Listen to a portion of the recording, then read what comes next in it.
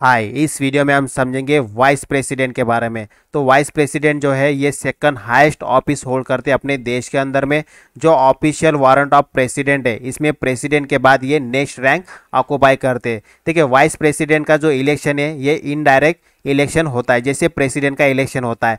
इनके electoral college के अंदर में जो पार्लियामेंट के दोनों सदन है, ठीक है, उसके नॉमिनेटेड और इलेक्टेड दोनों मेंबर पार्टिसिपेट करते हैं। देखिए, प्रेसिडेंट और वाइस प्रेसिडेंट का जो इलेक्टोरल कॉलेज है इसमें क्या क्या डिफरेंट है। सबसे पहली चीज़ ये कि जो वाइस प्रेसिडेंट का इलेक्टोरल कॉलेज है उसमें इलेक्टेड और नॉमिनेटेड दोनों मेंबर पार्टिसिपेट करते हैं, बट जो प्रेसिडेंट का जो इलेक्टोरल कॉलेज है उसमें सिर्फ इलेक्टेड मेंबर ही पार्टिसिपेट करते हैं।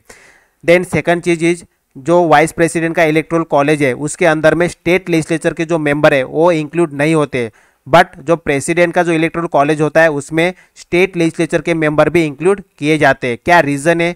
तो ये रीज़न मेनली डॉक्टर बाबा साहब आम्बेडकर ने ये बताया कि ये जो इलेक्टोरल कॉलेज में जो डिफरेंट है प्रेसिडेंट और वाइस प्रेसिडेंट का, इसका कारण ये है कि जो प्रेसिडेंट है वो क्या है, हेड ऑफ द स्टेट है।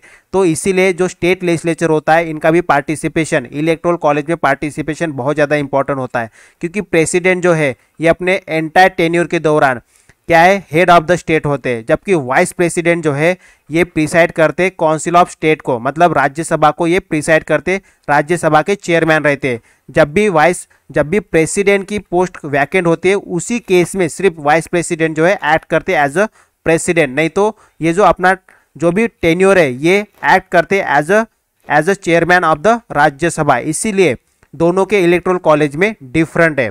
ठीक है, देखिए इलेक्शन मेथड की बात करें तो प्रेसिडेंट और वाइस प्रेसिडेंट दोनों का इलेक्शन जो है ये proportional representation by means of single transferable vote, इस मेथड से किया जाता है, और जो वोटिंग है ये सीक्रेट बैलेट से होती है। अगर वाइस प्रेसिडेंट के इलेक्शन में कोई भी डाउट या डिस्प्यूट होता है तो सुप्रीम कोर्ट का जो डिसीजन होगा वो क्या होगा, फाइनल होगा। और वाइस प्रेसिडेंट के इलेक्शन को चैलेंज नहीं किया जा सकता है on the ground of electoral college incomplete है करके। ठीक है, अगर मान लीजिए वाइस प्रेसिडेंट का इलेक्शन वाइड डिक्लेयर हो जाता है, ठीक है, तो इस केस में जो भी एक्ट उन्होंने अपने टेन्योर के दौरान किया है, ठीक है, before declaration of the invalid, वो क्या रहेंगे, वो वैलिड रहेंगे।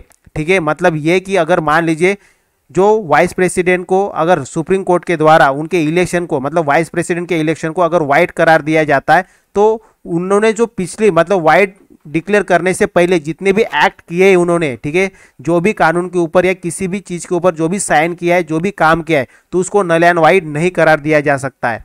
ठीक है, बात करेंगे क्वालिफिकेशन की, ओथ की और कंडीशन की। तो जो क्वालिफिकेशन लगता है, पहली चीज़ ये कि इंडियन सिटीजन होना चाहिए, 35 ईयर्स एज कंप्लीट होना चाहिए, और सबसे इंपॉर्टेंट चीज़ ये कि क्वालिफाइड होना चाहिए for the election of the member of the Rajya Sabha.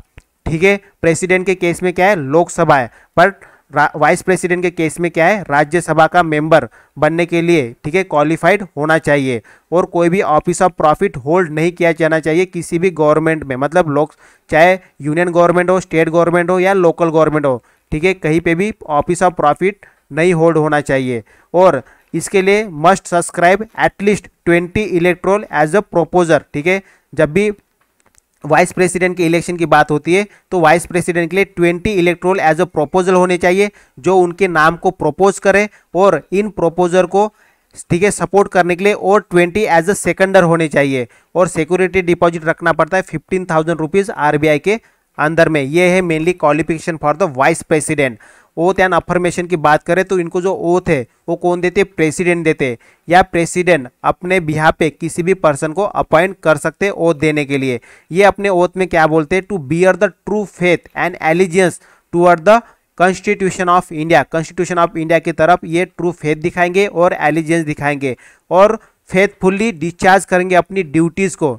ठीक है, देखिए कंडीशन की बात करें तो पहली चीज़ ये कि वो कोई भी मतलब मेंबर नहीं होने चाहिए लोकसभा या राज्यसभा के या स्टेट लेजिस्लेटिव के। ठीक है, दूसरी चीज़ कोई भी ऑफिस ऑफ प्रॉफिट होल्ड नहीं होनी चाहिए for becoming the vice president. ये मेनली कंडीशन है। बात करेंगे टर्म एंड वैकेंसी की, तो इनका जो मैक्सिमम टर्म है वो रहता है 5 ईयर्स, ये रेजिग्नेशन दे सकते हैं अपना प्रेसिडेंट को। इनको रिमूव किस तरह से किया जा सकता है, देखिए रिमूव किया जा सकता है इनको, और रिमूव वाला जो प्रपोजल है वो ओनली राज्यसभा में ही इंट्रोड्यूस किया जा सकता है। तो राज्यसभा में जब इफेक्टिव मेजोरिटी से मतलब ये होता है कि वैकेंट, जो भी वैकेंट पोस्ट है उनको छोड़ के जो टोटल स्ट्रेंथ है, ठीक है, उसका 50+1 मतलब मेजोरिटी होनी चाहिए, कुल मिला के ये है, ठीक है। तो इफेक्टिव मेजोरिटी से जब इनका रिमूवल प्रोपोजल पास होता है तो ये फिर लोकसभा के अंदर में आता है, और लोकसभा में ये सिंपल मेजोरिटी से अगर पास हो जाता है तो जो वाइस प्रेसिडेंट है उनको रिमूव किया जा सकता है। तो ये जो प्रोपोजल आने से पहले उनको 14 डेज का प्रायर नोटिस देना अनिवार्य है, ठीक है। तो राज्यसभा में इंट्रोड्यूस हो सकता है, पहली चीज ये कि राज्यसभा, ठीक है। दूसरी चीज ये कि राज्यसभा में इफेक्टिव मेजोरिटी से पास होना चाहिए। इफेक्टिव मेजोरिटी ये होता है कि जो टोटल स्ट्रेंथ है राज्यसभा की उसमें से वैकेंट पोस्ट छोड़ के, ठीक है, वैकेंट पोस्ट छोड़ के जो भी स्ट्रेंथ बचती है उसकी मेजोरिटी होनी चाहिए, ठीक है, उसको इफेक्टिव स्ट्रेंथ बोला जाता है।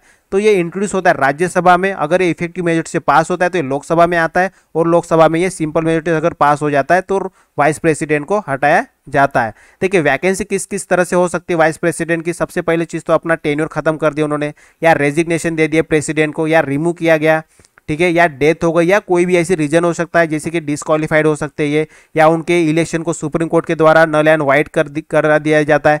तो इस कंडीशन में जो वाइस प्रेसिडेंट की पोस्ट है वो क्या हो जाती है, वैकेंट हो जाती है। देखिए पावर एंड फंक्शन की बात करें अगर वाइस प्रेसिडेंट की, तो देखिए ये क्या होते हैं, ये एक्स ऑफिशियो चेयरपर्सन होते हैं। एक्स ऑफिशियो चेयरपर्सन के मतलब ये होता है कि जो भी व्यक्ति वाइस प्रेसिडेंट बनता है वो राज्यसभा का चेयरपर्सन रहता है, ठीक है, उसको एक्स ऑफिशियो, ठीक है, एक्स ऑफिशियो बोला जाता है। कि अगर कोई व्यक्ति किसी पद को, ठीक है, धारण कर लेता है तो उसके बाद वो ऑटोमेटिकली नेक्स्ट पद के लिए वो अप्लीकेबल हो जाता है, ठीक है। इस केस में जैसे वाइस प्रेसिडेंट बन जाता है कोई व्यक्ति तो ऑटोमेटिकली वो चेयरपर्सन हो जाता है राज्यसभा का, ठीक है, और वो एक्ट करते हैं एज अ प्रेसिडेंट मैक्सिमम 6 महीने के लिए। कब कब कर सकते हो एज अ प्रेसिडेंट, जब प्रेसिडेंट ने वाइस रेजिग्नेशन दिया है, या प्रेसिडेंट का इम्पीचमेंट हुआ है, या प्रेसिडेंट का डेथ हुआ है, तो इस केस में वाइस प्रेसिडेंट जो है एज अ प्रेसिडेंट एक्ट कर सकते हैं, लेकिन मैक्सिमम 6 मंथ के लिए, क्योंकि विद इन 6 मंथ प्रेसिडेंट का इलेक्शन होना जरूरी हो जाता है, ठीक है। ड्यूरिंग प्रेसिडेंट, ठीक है, ये राज्यसभा में बैठते नहीं है, और जब भी ये प्रेसिडेंट एक्ट करते तभी उनको सारे के सारे अलाउंस, इमूलमेंट, ठीक है, सभी प्रोवाइड किए जाते हैं जो प्रेसिडेंट को मिलते हैं, ठीक है। इनकी जो सैलरी है 2008 में, ठीक है, 1.25 लाख से बढ़ा के 4 लाख पर मंथ किया गया है। इनको daily allowance, free furnish, resident, medical, travel और बहुत सारी ऐसी फैसिलिटी प्रोवाइड की जाती है। अब देखो अमेरिका का वाइस प्रेसिडेंट इंडिया के वाइस प्रेसिडेंट से किस तरह से अलग है। देखिए अमेरिका में क्या है, जब भी प्रेसिडेंट की पोस्ट वैकेंट हो जाती है तो वाइस प्रेसिडेंट जो है वो सक्सीड कर लेता है प्रेसिडेंसी के ऊपर, और वो जो भी रिमेनिंग टेन्योर जो रहता है उस प्रेसिडेंट का, ठीक है, वो जो रिमेनिंग टेन्योर रहता है वो सभी का सभी टेन्योर जो वाइस प्रेसिडेंट होता है, ठीक है, वो कवर अप कर लेता है। बट इंडिया के केस में नहीं है, विद इन 6 मंथ क्या होना चाहिए, इलेक्शन होना चाहिए। अगर प्रेसिडेंट की पोस्ट अगर वैकेंट हो जाती है तो वाइस प्रेसिडेंट, इंडिया की केस की बात कर रहा हूँ मैं, जब भी इंडिया में प्रेसिडेंट की पोस्ट वैकेंट हो जाती है तो विद इन 6 मंथ इलेक्शन होना है। इन बिटवीन मतलब इस 6 मंथ के बीच में, मतलब 6 मंथ में वाइस प्रेसिडेंट एक्ट करते हैं as a president. But America के केस में ऐसे नहीं है। अमेरिका में क्या है, जब भी प्रेसिडेंट की पोस्ट वैकेंट हो जाती है तो वाइस प्रेसिडेंट जो है जितना भी रिमेनिंग पीरियड बच जाता है, ठीक है, वो एक्ट करते हैं एज अ प्रेसिडेंट। इस तरह से अमेरिका और इंडियन प्रेसिडेंट के मतलब वाइस प्रेसिडेंट में क्या है, डिफरेंट है, ठीक है। नेक्स्ट वीडियो में हम समझेंगे प्राइम मिनिस्टर के बारे में, ठीक है, पीएम के बारे में हम नेक्स्ट वीडियो में कवर करेंगे। तो इस वीडियो में हम क्या क्या समझे, हम इस वीडियो में वाइस प्रेसिडेंट के बारे में ये समझे कि किस तरह से इनका इलेक्शन होता है, क्या क्वालिफिकेशन, ओथ, कंडीशन किस तरह से लगती है, ठीक है, कौन मतलब क्या टेन्योर होता है, क्या वैकेंसी होती है, क्या पावर एंड फंक्शन होते हैं वाइस प्रेसिडेंट के, ये सभी के सभी हम इस वीडियो के अंदर में जाने, ठीक है। So that's all for this video, thank you, bye bye.